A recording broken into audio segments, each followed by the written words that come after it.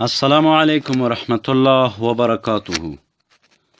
شنونده های محترم، چنانی که میدانین قسمت سوم است انشالله مسئله قرائت بر سر قبر.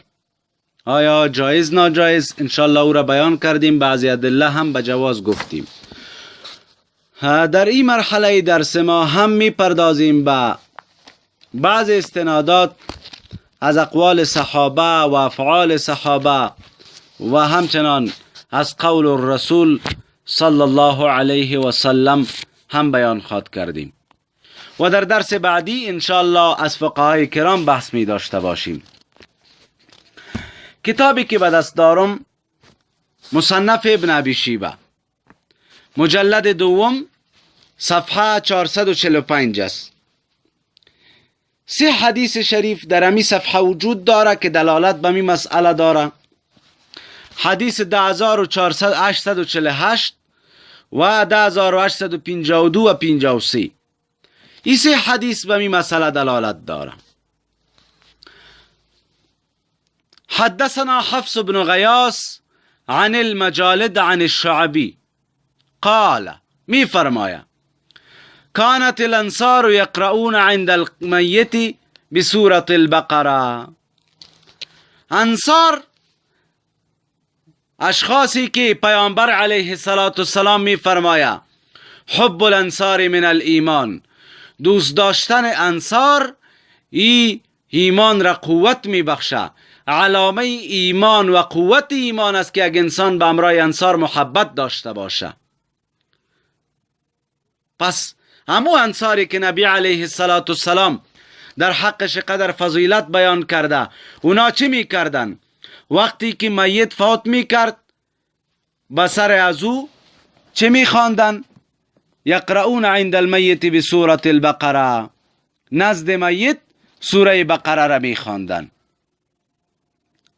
پس دوستا، ای اگر بدعت می بود صحابه کرام بدعت را مرتکب می شوند یا ناروا را مرتکب می شوند، نعوذ بالله من ذالک.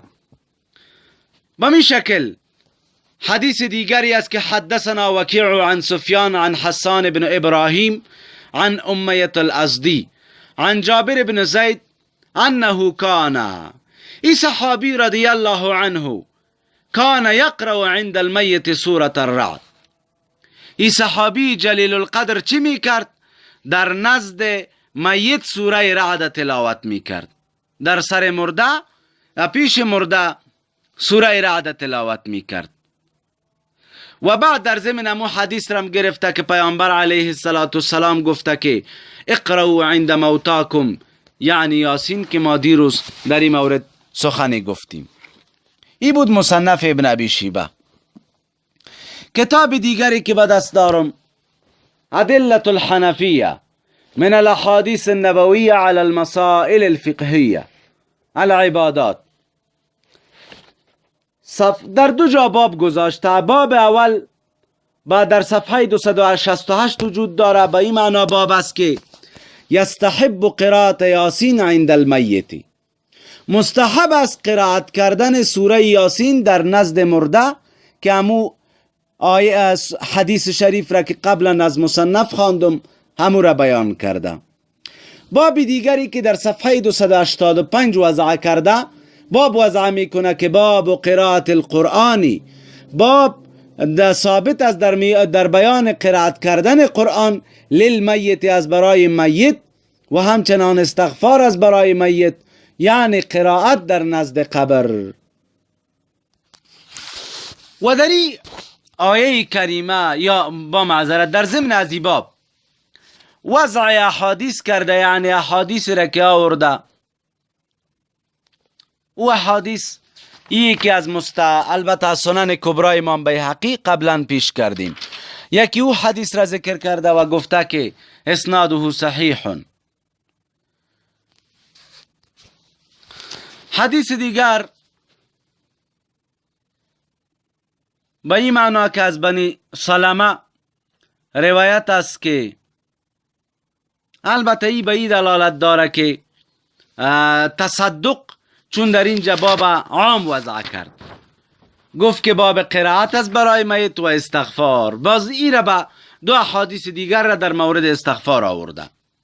همچنان ابو داود شریف در مجلد دوم خود بابی را وضع میکنه که باب القراءة عند المیت. باز امو حدیث شریف میاره که اقرأوا یاسین علی موتاکم، شما یاسین را بر موتایتان تلاوت بکنید. حال از عباس ابن عباس رضی الله عنهما و عایشه رضی الله عنها و علی کرم الله وجهه از یا برایتان دلیل میارم.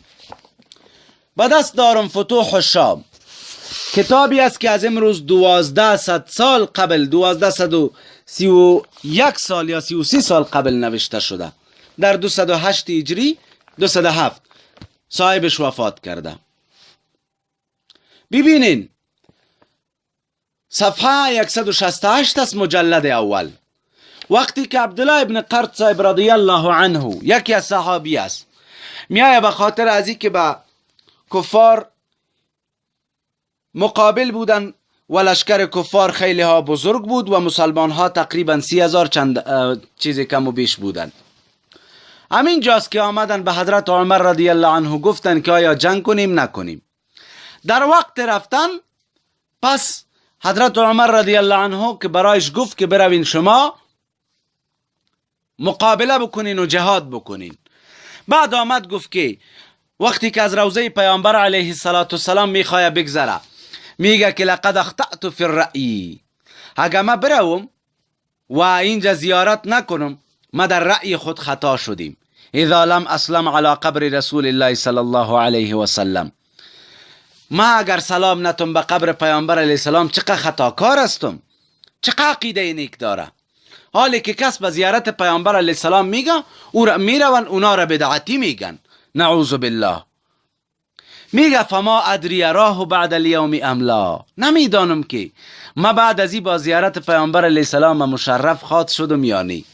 قال عبدالله به پیش خود میگه که فقصدت حجرت رسول الله صلی الله علیه و سلم، قصد کردم برم به حجره پیامبر علیه السلام و رفت و عایشه رضی الله عنها جالسه عند قبری، عایشه رضی الله عنها مادر نزد قبر نشسته و علی بن ابی طالب کرم الله وجهه اونا هم نشستن و العباس رضی الله عنه اینا هم نشسته جالسان عند القبر، نزد قبر نشستن.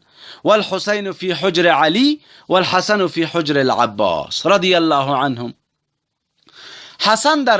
حسین رضی الله عنه در بغل علی رضی الله عنه است و حسن در بغل عباس رضی الله عنه. و هم یتلون سوره الانعام، و اینا سوره انعام تلاوت دارن. با پیش قبر پیامبر علیه السلام سوره انعام تلاوت میکنن. و علی رضی الله عنه یتلو سوره هود، و علی رضی الله عنه سوره هود را تلاوت میکرد. بعد بیان کرده که بازم قصه توسل هم امینجا است که برایشان توسل جسته، اللهم انا نتوسل بهذا النبی المصطفى. این مسئله هم امینجا وجود داره. پس دوستا این مسئله نه شرک و نه کفر و نه بدعت است، بلکه یک امر مسنون و مستحب است، یک امر مستحب و مستحسن است. کسی که را بدعت بشماره گویا حضرت علی، حضرت عباس، عایشه رضی الله عنه هم همه را اینا را چی گفته؟ بدعتی گفته، نعوذ بالله. جابر ابن عبدالله را که از مصنف پیش کردیم و انصار را اینا نعوذ بالله من ذالک بدعتی گفتن. این صحابه را بدعتی، مجموع صحابه را اینا بدعتی قول میکنن. پس بر حذر باشین از این مسئله جایز هست و ما از کتب جا به جا بیان کردیم. انشالله شما متوجه باشین، صفحات را مگذارم، متون را خودتان مطالعه بکنید. بعد انشالله در درس فردا چند ادله و دلیل از فقهای احناف و برایتان بیان میکنیم. انشالله بازی مسئله را به بحث پایان میرسانیم، مسئله دیگر را شروع خواد کردیم. جزاکم الله خیرا. السلام علیکم و رحمت الله و برکاته.